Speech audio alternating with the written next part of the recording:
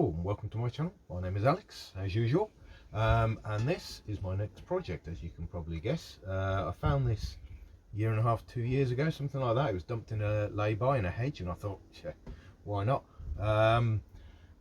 In that time, when I got it back, it was empty anyway, but I flushed it through about 3 times with water, just sticking the hose in there, flushing it through to get rid of all of the vapour. I've then left it open. The valve has been off for a very long time, so any vapour that is in there has gone, I hope, but we'll soon find out.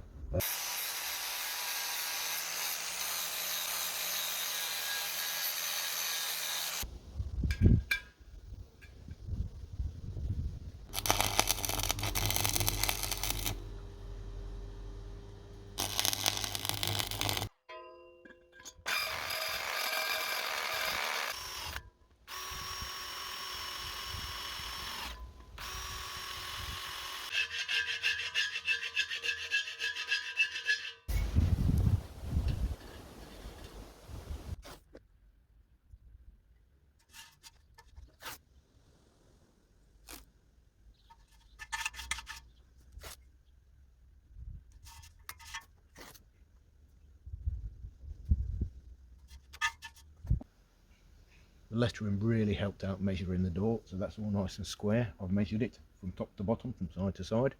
Next thing is to decide what I'm going to do for a hinge. I could just go down the conventional route and bend a big hinge round, or 2 smaller ones, and fit them that way.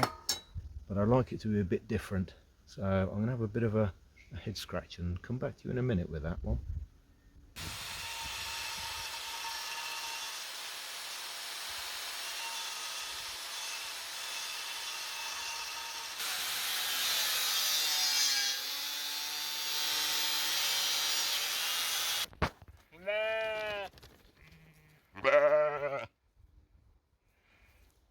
So I started rummaging through my pile of scrap metal in the other shed, and I found pretty much what I think is a perfect solution, and that is chain.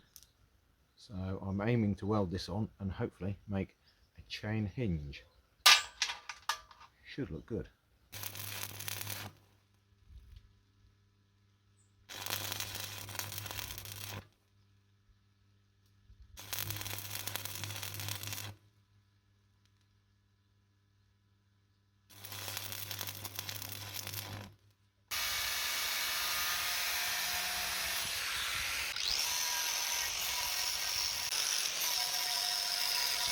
So I'm going to keep it pretty simple for the latch. I'm just going to attach this piece of metal that I've already bent, probably needs a little bit more bending, onto the door so that I can swing it up and down that way, and then I'm just going to have a protruding pin or a bolt from there so it will just slot straight in and keep it closed.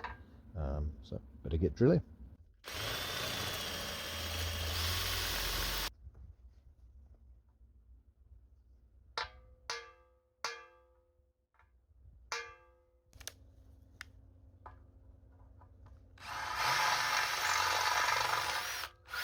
I've had a bit of a change of plan, as you do when you're looking through your scrap pile of metal, and I found this.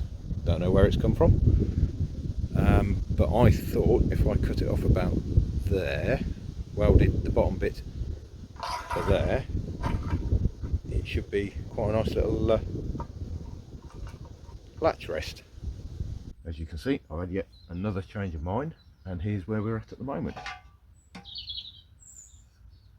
think that works pretty well. I need to put a little bit of a backing plate up just to level the door back to normal, same as here, but I'll get that sorted off camera and then we'll start on the rear bit. So I've had yet another change of direction in what I'm going to do about getting the ashes out of the canister. I was originally going to fit a door to the back, but I've come up with a solution that I think is better, and it involves this and 2 other ones. So I'm going to get this fitted along with the other ones.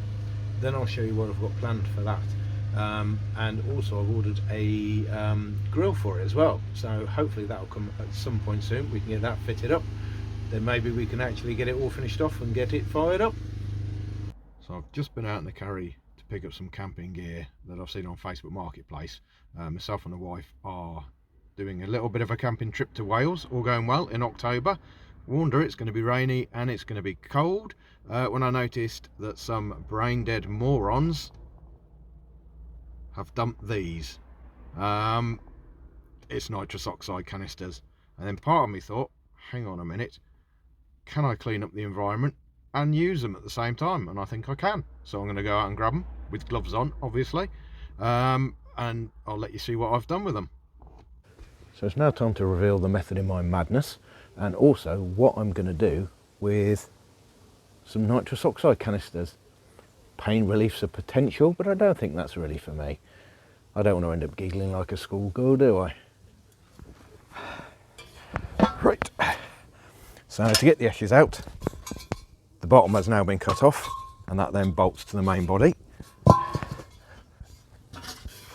You've seen one of these already, and there's 3 in place.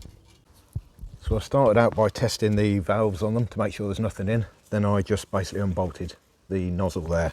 And the plan is I'm going to cut the end off, and they're going to be some legs. I'm probably just going to go down the route of 3. But we'll see how that goes anyway. Luckily, nitrous oxide is not a flammable gas, so I'm fairly certain I'll be all right cutting this open. But I'm going to do it off air, just to be on the safe side. And I don't really want anyone getting ideas that this is a good idea, because it's not. So I was initially going to just weld these legs to the base of the log burner, but then I thought, well, it's going to make painting it difficult, and also if I need to store it as well, I can just take these off and store them in it if I've bolted them on. So that's exactly what I'm going to do. I've made 6 of these little tabs, 2 for each leg, and I'm just going to drill straight through the base and bolt them on. As you can see, it's all finished now. The legs are all in place. Really pleased with it. I'll get it stood upright and let you see what it looks like. It's actually starting to look like a log burner now. The grill came really quickly, 16 quid off internet. It was a bit wider than I was expecting, so I've cut it in half. Now all I've got to do is take some slithers off both edges, and then that'll fit in perfectly. Then I'll get it welded in place. So in all my haste to rush the job and avoid a potential rainstorm and thunderstorm that's coming our way, I got the grill fitted in. I was quite pleased with myself until I realised, how am I going to fit the bottom back on? So what I'm going to have to do now is just weld some captive nuts on the inside there, so at least I can get the ash tray removed. Oh well, you live and learn.